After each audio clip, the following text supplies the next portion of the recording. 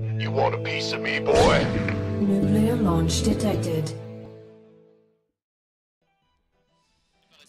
Et on est de retour sur le Gaming TV pour la suite de cette poissonnerie, toujours en compagnie de l'enfant Coca, voilà, le grand enfant, mais l'enfant néanmoins, qui va pouvoir refermer sa petite capuche pour se protéger. Il fait froid, couvrez-vous, c'est important. Certes, vive la morue, merci Papa Jérémy. On va se lancer du coup dans la partie PVP de cette poissonnerie, avec du coup un build macro, encore une fois, avec un embranchement vers encore plus de macro et un embranchement vers le bourrage le plus simple quand c'est possible. On peut aller directement en game avec le build order, mon petit Cosby. Si tu as déjà tout ça de près, ce sera parfait. On est prêt, Cosby, tu peux y aller, mon bro. Voilà. L'Atlantic Blink, effectivement, du coup, qui va être un opening Blink Stalker, du coup, qui est tout simplement juste le standard. Quand tu pars sur de la macro en Protoss, le premier upgrade que tu fais en général, ça reste le Blink, notamment sur un opening qui va ici être consister en fait d'un complexe robotique, donc l'opening le plus safe possible. Vous pourriez faire un opening sur le conseil crépusculaire qui va vous permettre d'accélérer votre Blink. C'est relativement safe, mais contre typiquement DT, vous pourriez vous retrouver assez rapidement dans le bousin. Et vous avez aussi des openings Stargate qui sont très répandus, mais qui sont un petit peu plus basés sur une grosse maîtrise du match-up et beaucoup de micro-gestion, et surtout qui va amener à un scénario assez nul qui potentiellement est le Phoenix contre Phoenix. Et qui non seulement est chiant à regarder, mais la plupart des gens savent que c'est chiant à regarder. Mais c'est dur à jouer. Mais qu'est-ce que c'est chiant à jouer? Ah ouais? Ah c'est dur, mais c'est chiant, tu vois. Dur et chiant, ça me rappelle une ex d'ailleurs, mais Oh, la prise du de coup risque. on est parti sur on est parti sur la game. Du coup je joue contre Ocenomis, hein, donc big up tous les gens d'Orbital Colossus, puisque c'est un représentant de ce clan. On va accélérer un petit peu parce que le début il n'y a pas grand chose qui se déroule. Voilà, en PVP, votre pylône au niveau de la rampe toujours pour pouvoir poser gate ou alors éventuellement gate, cyber, gate, mais dans tous les cas, non, range ce couteau, tu vas faire des bêtises. Oh, l'engin quoi. Ouais, non mais arrête. C'est ce qu'elles me disent toutes. Tu veux dire ta maman et ta copine, mais ça compte. c'est vrai que ça compte. C'est ce qu'elle a dit quand je suis sorti de son rampe. Oh putain. Comment Les doubles gaz directement qui sont envoyés, nécessairement vous aurez toujours besoin de gaz très rapidement. Deuxième gate, vous le verrez en PVP, le Nexus arrive beaucoup plus tard que dans les autres match-up, parce que sinon vous pouvez vous faire bourrer beaucoup plus aisément. Et vous scoutez votre adversaire. Alors moi je scoute après le pylône parce que je suis un peu en derpo, mais vous pouvez concrètement scouter directement après la gate, puisque ça va être le plus standard, le plus macro. Vous allez perdre moins d'économie. Si vous scoutez après le pylône, en fait vous allez arriver juste à temps pour voir que le build est soit normal, soit qu'il y a une forge, et qu'en fait en vrai il faut vous consacrer à la défense du cannon rush. Pour le coup ça n'en est pas un, et je le vois, mais je vois aussi que mon adversaire fait une erreur, hein, c'est-à-dire de ne pas wall au niveau de la rampe, ce qui aurait pu permettre à un play double adepte d'être efficace, et c'est d'ailleurs ce que je fais sur cette version du replay, hein, puisqu'on va l'étudier sur différentes versions. Ouais. Et du coup ici notre adversaire lui est parti sur du double stalker assez serein. Voilà, bon il s'est un peu supply block tout seul voilà, mais c'est pas très grave. Double stalker ça va être le counter de manière générale. Le problème c'est qu'il part très loin pour chercher mes adeptes. Vous allez vouloir vos stalkers en fait sur une trajectoire normale d'adeptes. Même si là j'ai fait un petit détour sur la gauche, vous allez vouloir que vos stalkers ils voient les adeptes arriver et qu'ils leur fassent un maximum de dégâts, puisqu'en fait les stalkers sont plus rapides que des adeptes dans leur déplacement normal. 4-13 contre 3-5. La shade elle se déplace plus vite, mais du coup tant qu'ils ne sont pas en shade, eh bien vous pourrez toujours attraper les adeptes. Ici, boum, la raison pour laquelle vous wallez, c'est parce que ici les shades elles ont pu passer, mais si vous aviez un wall complet, vous auriez pu avoir une probe là pour fermer le wall avec un pylône ou une shield batterie selon vos préférences, puisque les deux bâtiments coûtent les mêmes thunes. Voilà. Et là on prend quelques probes, voilà, c'est pas grave si on n'a pas pris grand chose. C'est mieux quand on peut prendre jusqu'à 4 probes. Attends, pourquoi il y a une probe avec très peu d'HP restant là? Parce que j'ai dû rater un shot. Ah ouais, elle a repris un de bouclier, ouais d'accord. Voilà, mais du coup 4 probes c'est vraiment le minimum syndical. 5 c'est la rentabilité, 6 c'est le bonus, 7 c'est pas que vous avez gagné les games mais vous en êtes pas loin. Et du coup on voit un adversaire qui est parti sur un opener avec un Nexus plus rapide que le reste. Il n'a pas posé de bâtiment technologique. Nous pendant ce temps-là on a une robot qui tourne. Du coup on a un Nexus nécessairement un peu plus tard, mais on est parfaitement safe. On fait un ops, on enchaîne sur le conseil crépusculaire et on fait un immortel. La sécurité avant tout. Toute forme de pression que pourra mettre mon adversaire ne pourra pas passer. À partir du moment où là j'ai ma shield batterie, j'ai mon immortel, j'ai mon ops, rien ne peut passer dans ma base. Et en plus j'ai vu qu'il n'y avait pas de Stargate. Alors la Stargate pourrait toujours être en proxy, mais si c'est ce qui vous fait peur, tandis que le fucking bouton du milieu ne fonctionne pas. Si ça vous fait vraiment peur, vous posez une shield batterie dans votre ligne de minerai et ça vous tiendra contre un oracle. Si on a un deuxième, il va vous en falloir une deuxième, enfin il va falloir des unités en plus.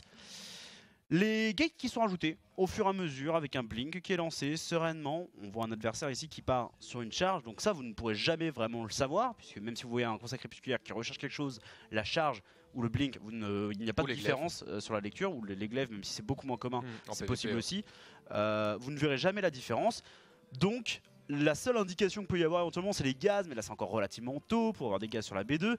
Donc dans tous les cas vous ne pouvez pas le voir à part s'il y a une archive des Templiers ultra rapide, mais ce qui n'est bien évidemment pas le cas, mais notre adversaire du coup se prépare à une grosse pression sur deux bases. De mon côté je suis safe, je prends mes gaz sereinement ici. Tu prends l'info avec quoi du coup, avec ton ops ou avec les hallucinations? Et ben à terme le plus efficace ça va rester l'hallucination, puisqu'en fait tu veux que ta robot puisse produire des immortels en urgence plutôt que de produire des observateurs qui en soi ne sont pas ultra utiles s'ils sont plusieurs sur la map, enfin un ou deux c'est vraiment le maximum dans ce match-up là. Hein. D'accord. Ouais. Au-delà de ça tu vas avoir une forge donc tu auras des canons pour la détection. Et le mec se trimballera toujours avec un ops et il te les snipera dès qu'il bouge sur la carte quoi. Ouais, tu vas perdre ton ops sans aucune raison, alors que l'hallucination si tu la perds tu t'en bats les couilles et tu pourras toujours faire plus de sentry sans trop de difficultés. Voilà, petite pression qui est gérée sereinement, le mec ne fait rien avec ses stalkers qui d'ailleurs n'ont pas le blink, donc ne peuvent rien faire du tout, et cette souris va me saouler un petit peu sur les bords. Et voilà, moi je suis juste en train de faire ma macro, là je suis vraiment dans, alors on n'est pas forcément dans un build repris des pros, mais je suis vraiment dans une version où je suis au safe et je suis au je peux transitionner. Donc c'est à dire que je vais arriver sur 6 gates. 6 gates, une robot. Je peux décider de rajouter 2 gates et attaquer. Je peux décider d'aller poser le Nexus. Les deux options sont ouvertes. Et en soi, à l'heure actuelle, au vu des informations que j'ai, les deux options sont ouvertes. Parce que je n'ai pas repris de l'information au-delà de mes adeptes. Ce qui d'ailleurs est une légère erreur. Hein. J'aurais pu envoyer une hallucination un petit peu plus tôt. D'ailleurs je me demande si j'en ai pas une qui a été... Voilà, j'en ai une qui a justement traversé juste avant. On va revenir en on la arrière. voyait à l'instant là.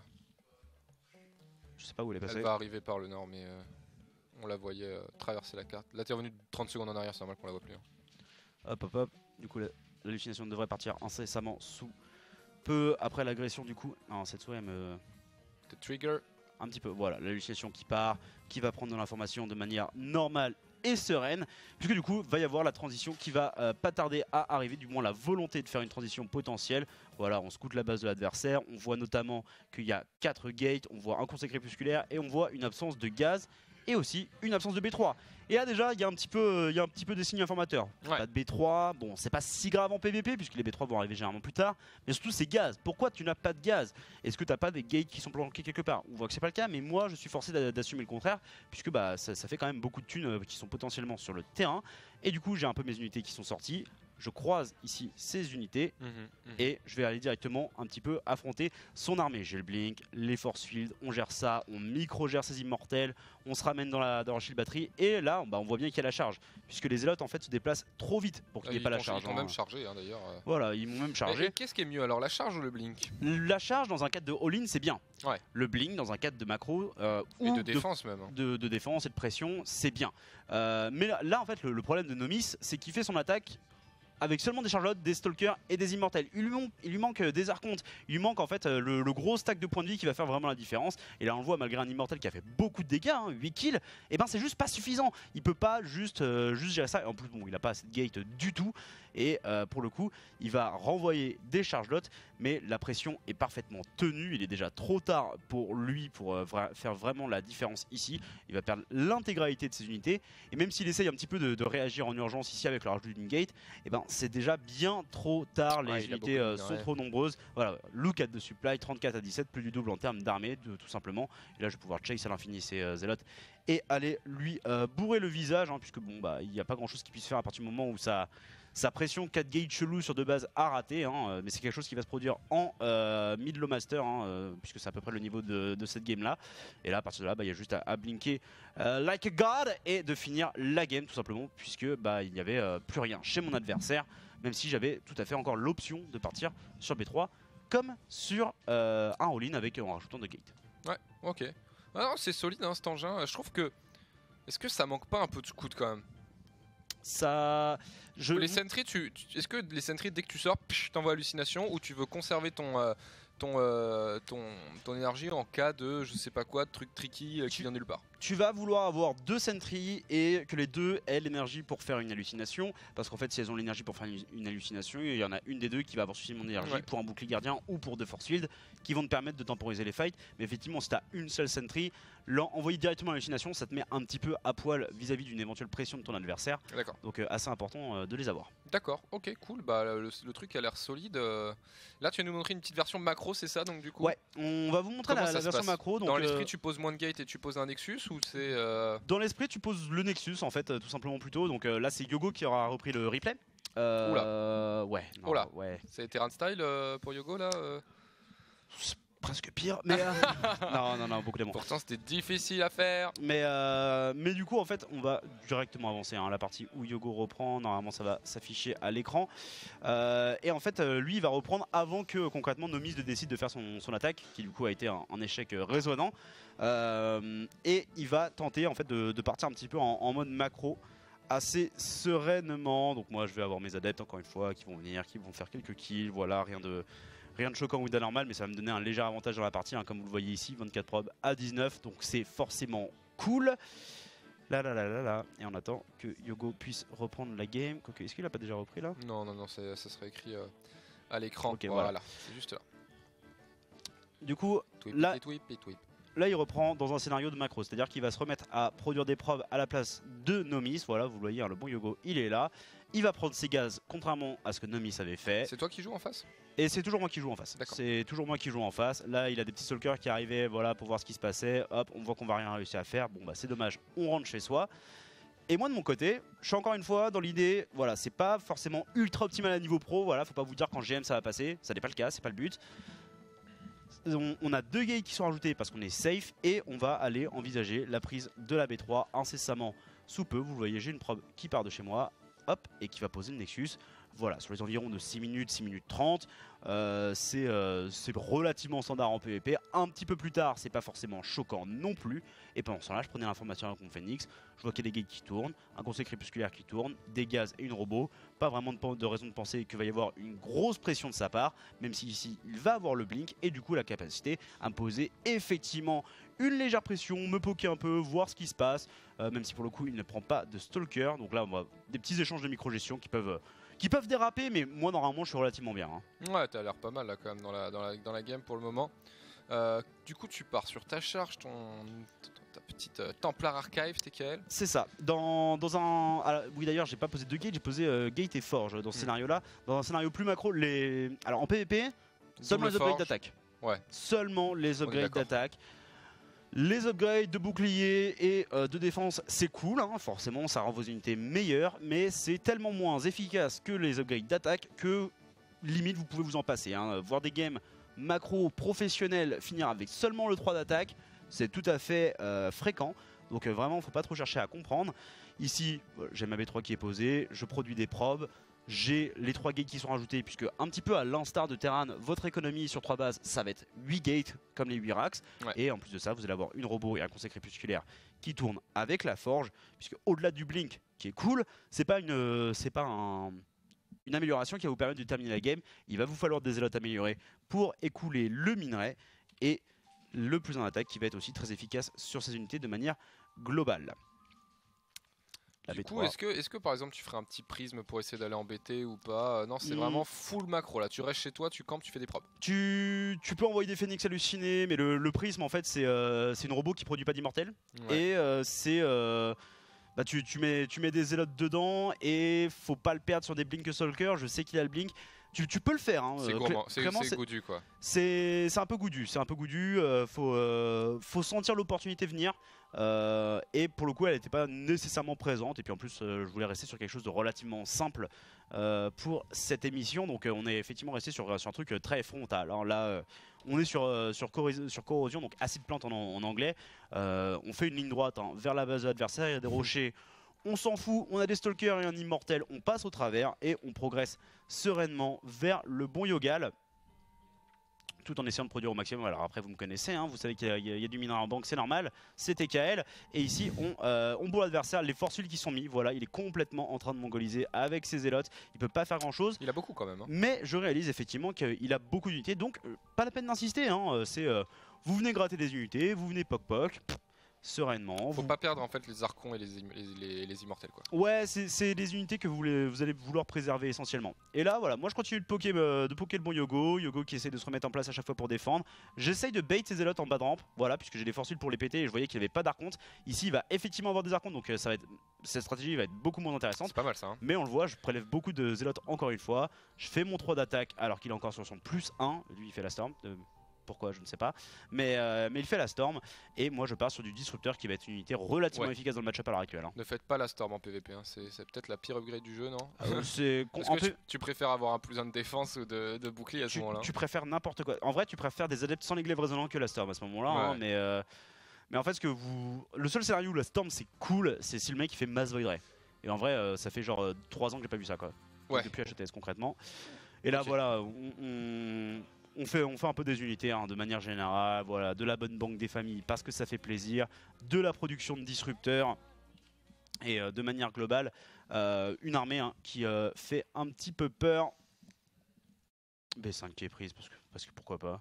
Ouais, parce que pourquoi pas, hein, j'ai envie de dire. Et du coup, petit +3 d'attaque qui se termine, t'as quand même une upgrade d'avance dans ton Schmilblick là. C'est ça. C'est pas mal. Ouais, et puis. Là, en vrai, si tu le bourrais maintenant, quoi, 20 pop de plus et 2 upgrades de plus. Ah oui, non, là, on l'emporte. Là, il n'y a aucun. Il n'y a pas match quoi. Ouais, non, il n'y a aucune problématique sur l'issue.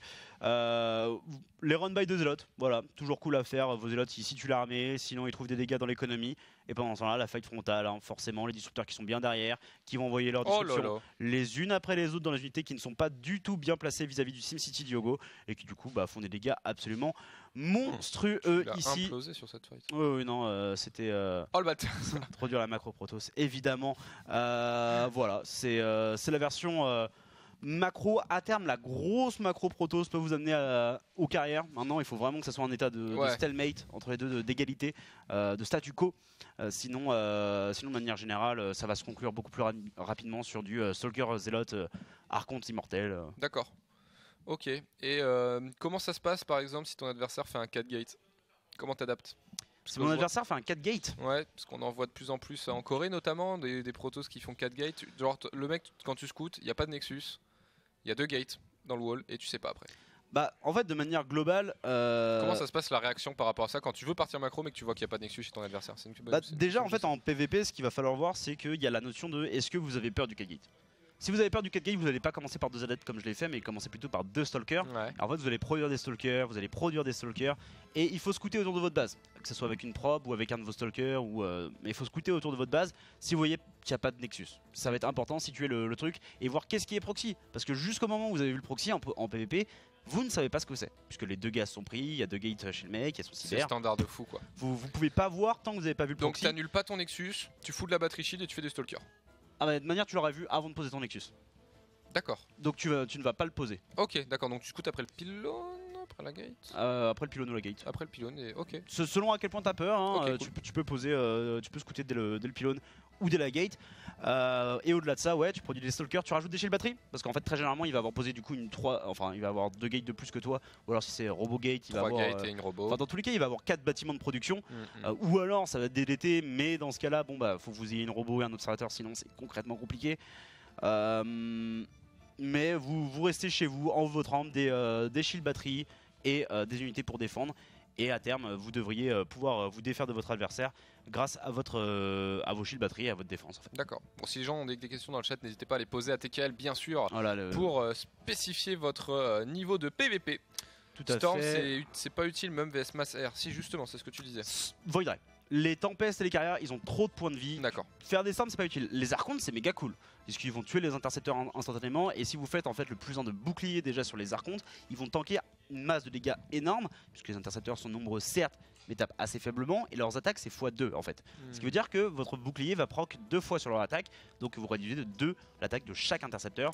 Donc assez rapidement, c'est énorme. Hein. Ouais, c'est très cool. Ok, d'accord. T'as un autre truc à nous montrer en fait? Ouais, j'ai le coquin. J'ai la transition pression charge du coup de la part de Yogo. Parce qu'en Protoss, on peut tout faire, les gars. Effectivement, hein, Bah, le tronc des build order proto c'est beaucoup plus large que dans d'autres match-up. Mais ici du coup Yogo il va faire plutôt une pression avec la charge et je vais tenter de la tenir en ayant fait un build order normal, hein, donc en ayant fait mes double gate, mon cyber, voilà, en ayant poser mon truc. Encore une fois, les adeptes, voilà, qui sont très courants dans le match-up et qui permettent de reprendre de l'information au-delà de votre première probe. On notera d'ailleurs un Nomis hein, qui a bien scouté autour de chez lui, qui a fait attention à ce qu'il n'y ait pas de proxy, qui voulait vraiment pas se faire avoir à ce niveau-là, justement, hein, pour pas mettre sa pose de Nexus. Il a joué relativement safe à ce niveau-là, mais encore une fois, la perte des probes ici qui, moi, me met bien. L'observateur en premier parce que je veux la jouer safe, l'immortel qui follow, le conseil crépusculaire encore et toujours. Yogo reprend les commandes et ici c'est du coup Yogo qui va jouer et qui au-delà des stalkers qui mettent une légère pression ici, et ben dans l'ensemble va aller se développer vers un timing charge. Ah non c'est moi qui me développe vers un timing charge, excusez-moi. Du coup sur ce coup là j'ai complètement skip le blink. Alors vous faites toujours des stalkers quand même au début, puisque va y avoir des stalkers en face, vous allez vouloir des stalkers, vous défendez le truc, mais moi je fais la charge de manière générale, et bien sûr du coup l'archer des Templiers, d'ailleurs du coup je suis parti un petit peu loin hein, dans mes bêtises. Dans ton petit replay là. Dans mon petit replay des familles, voilà, vous le voyez, la forge qui est posée du coup beaucoup plus tôt pour en fait avoir un timing sur le +1, et l'archer des Templiers qui va être rajouté dans la foulée de cette forge tout simplement, puisque vous allez vouloir en fait faire des archontes et dépenser votre gaz de manière générale dans ces archontes, puisque sinon vous allez en fait avoir un excédent en termes de récolte, hein, comme un peu le bon Yogo ici qui trône avec ses 700 de gaz à l'heure actuelle et qui rajoute des gates, hein, d'ailleurs beaucoup plus de gates que ce que Nomis avait fait lui dans la première version du replay. Ici les gates qui sont rajoutés sur 2 bases de manière générale. Voilà, si vous êtes vraiment all-in, c'est 7-8 gates. Hein, concrètement, vous n'allez pas avoir en fait une alimentation constante des gates, puisque comme je vous l'ai dit, c'est plutôt sur 3 bases que vous allez faire 8 gates.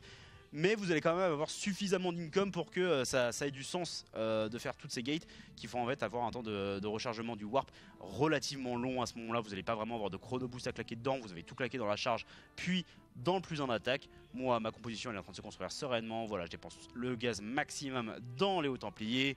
Toujours plus de zélotes. Et là, par contre, un petit prisme. Un petit prisme pour les push, ouais. Pour aller push, pour alimenter mon armée sur le terrain. T'as pas peur avec ton petit Artosis Pylon là quand même? Celui-là? En dessous là. Ah celui-là ouais, pas beau hein. Bon, là, ouais, non, en dessous t'as balancé 4 PO de pré-push. Ouais non parce que j'allais m'en trouver sur playback comme un connard. Mais non effectivement il était pas super bien positionné, c'est le premier pylône, mais de manière générale oui à éviter en tant que Protoss. Maintenant en PVP c'est moins grave. En PVP ça fait moins peur qu'en PVT en fait.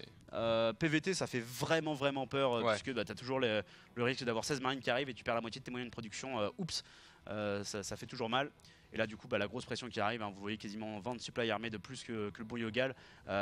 J'oublie un archonte ici d'ailleurs, 3 archontes et beaucoup de zélotes, ça charge directement au contact. Les force fields arrivent effectivement, mais mes archontes servent à péter les force fields. Oh, tu peux micro-blink autant que tu veux, mettre des force fields. Oh là là, c'est terrible là, ce qu'il est en train de se prendre Yogo. Oh là là. Le fin de la fight, il a plus d'armée et j'ai gagné en supply quoi. Et en plus de ça, ouais, j'avais le prisme du coup qui est passé directement dans la main. Ouais, qui était en train de warper des zélotes. Ouais, qui était en train de warper des zélotes dans la main, histoire de rajouter de la pression.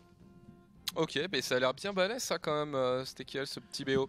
Est-ce que du coup, parce que la force de Proto c'est que tu peux cut, oui, un petit rien, foutre un Nexus, et puis continuer à warper ton adversaire quand même, ça c'est quand même stylé. Ouais. Donc en fait vous pouvez faire un mini cut et quand même continuer à push derrière tout en posant un 3ème Nexus quoi. Tout à fait. Ok, cool, moi j'aime bien. Du coup, bah, si vous avez des questions dans le chat, n'hésitez pas à les poser. Je réfléchis, hein, mais moi je t'avoue, j'en ai pas. Ça a l'air. C'est quand même plus simple Protoss entre guillemets dans le raisonnement que Terran, parce que là, surtout un PVP en fait. Hein, comme c'est toi qui agresse finalement, t'as pas trop de questions de défense et tout. On a déjà répondu aux questions des all-in une base. Comment toi tu défends? Ouais. Et donc du coup là dans cette situation derrière le deuxième timing en fait il est pour toi quoi. Je vois pas d'issue en fait, je vois pas de faille. S'il y a une Stargate en face des Phoenix c'est de la pisse. Si il y a des DT t'as ta robot et des ops. S'il y a en fait le vrai gros risque dans ce... C'est beaucoup d'immortels quoi. Non, même pas. Même pas. C'est parce que du coup ça dépend de ta faille, de ta micro, de tes force fields, etc. Non, la vraie grosse faille c'est un mec qui effectivement ouvre Stargate. Et du coup il est parti sur double oracle, il te tue beaucoup de probes d'entrée de jeu. Voilà, t'avais pas la shield batterie, et de manière la shield batterie contre 2 oracles c'est pas ultra utile parce que si le mec est parfaitement synchronisé, il va one shot vos probes. Voilà, la shield batterie n'aura pas le temps d'intervenir. Ouais. Donc si vous perdez beaucoup de probes, en fait, ça handicape votre capacité soit à partir de la macro, Ouais. soit ça vous force à partir sur un all-in, mais qui sera nécessairement moins puissant parce que vous allez avoir moins d'income que votre adversaire. Donc c'est le seul facteur clé qui fait que vous allez pouvoir vous retrouver dans la merde.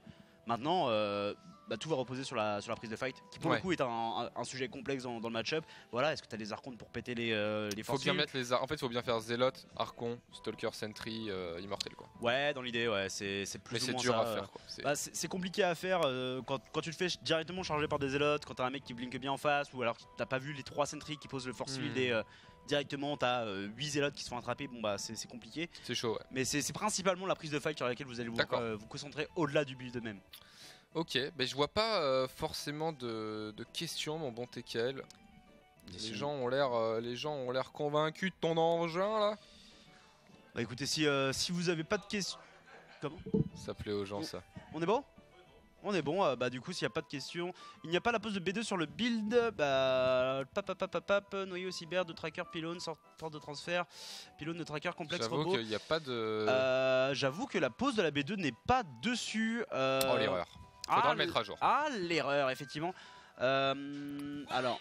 Le Nexus arrive après tes unités 3 et 4, non? Le Nexus arrive après les unités 3 et 4 et en fait là ici vu qu'on joue une version safe, en fait le Nexus va même arriver après votre complexe robot. Vous posez complexe robot, vous avez 4 stalkers et votre orbite qui se termine. C'est Nexus pylône, voilà, tout simplement. Alors, du coup là... où retrouver les BO, en fait ils seront dispo sur Twitter, ils vont être postés tous les uns avec les autres. Les VOD pour nous avoir nos explications bien entendu. Oui. Et là TKL, je crois qu'on va attaquer un truc un peu spécial. Alors est-ce qu'il y a un petit break avant Yogo? Il y a un petit break avant, mais après derrière on va faire nos BO in-game bien entendu. Mais encore avant ça, il y a un truc. Voilà, il va se passer un truc. Honnêtement... C'est un truc de ouf, genre c'est full débile. Si vous voulez voir un truc qui n'a jamais été fait dans le monde de l'e-sport et sur StarCraft, bon voilà, ça va être un bordel. Enfin, voilà, ces choses ont un sens hors décoration. On va regarder ça tout de suite, les petits pères. On se retrouve dans 5 minutes pour l'e-sport. Je sais pas, tu vois, ça va être un truc de ouf. Voilà, e-sport 2018. L'e-sport 3.0, c'est maintenant. La poissonnerie, les gars. C'est après 5 petites minutes de réclame. Du coup, ne quittez pas, c'est la poissonnerie sur Gaming SLE. A tout de suite.